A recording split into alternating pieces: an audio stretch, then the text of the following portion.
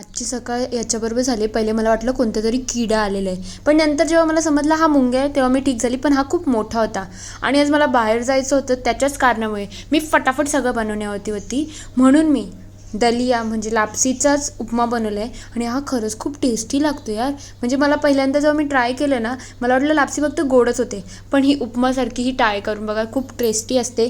त्यानंतर मी पॉपकॉर्न बनवायला घेतलेले आणि ते पण मी 2 मोठे कुकर बनवून मी पॉपकॉर्न बनवले आहेत, कारण की हे भरायचे सुद्धा होते आणि घेऊन जायचं होतं. मीनवाईल मी रेडी झाली होती. दिस इज नॅचरल अँड इझी, कारण की खूप घाईमध्ये मी निघाली होती. मी माझ्यासाठी चप्पल्स बघत होते, पण जी मला आवडली त्याच्यामध्ये माझी साईज नाही भेटली. तेव्हा एवढे पाय मोठेही असून काही फायदा नाही असं कधी कधी वाटतं. म्हणून डोंबिवलीच्या स्टेशनला पोचली. त्यानंतर ट्रेनची वाट बघत होती आणि 20 मिनिट्स ट्रेन लेट होती. पहिले ट्रेनची वाट बघत बघत बोललो अजून काही नाही तर शूट तरी करावं. तेवढ्यात ट्रेन ही दुसरी आहे, कल्याण ट्रेन आहे. त्यानंतर आमच्या इथल्या मंदिराच्या इथून गेली. थोड्याशा शिंगोल्या खाल्ल्या. तुमच्याकडे याला काय बोलतात? करंजा बोलतात कोणी, आम्ही शिंगोल्या बोलता.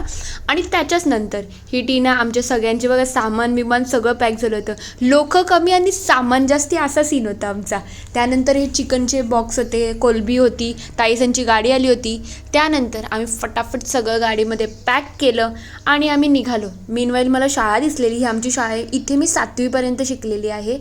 त्याच्याच नंतर आम्ही मस्त की नदी बिदी सगळं एन्जॉय करत निघालेलो. तेवढ्यात जयेश शेट आहेत, ते त्यांचं सामान विसरलेले, म्हणजे तो पैसेच घरी ठेवून आले जे फार्म हाऊसला द्यायचे होते ते. म्हणून आम्ही पुन्हा रिवर्स झालो आणि घरी येता तर मी हेच सांगत आहे का हे पैसे विसरले. तर नशीब आम्ही नदीच्या जवळच होतो. शहाड जवळ आहे नदीवरून, म्हणून सोपं आहे, नाहीतर आमची पूर्ण फजिती झाली असती. त्यानंतर मी आरामात आमच्या इथलं मंदिर आणि हे सगळं एन्जॉय केलं, व्ह्यू एन्जॉय केला. आणि हा जो दरवाजा दिसतोय ना, इथे आमचा वर्ग भरायचा, आय गेस 6वी का 7वीचा वर्ग इथे भरायचा आमचा. त्यानंतर संध्याकाळचा फार्म हाऊस आहे, याचा मोठा ब्लॉग ही लवकरच येईल. Thank you for watching.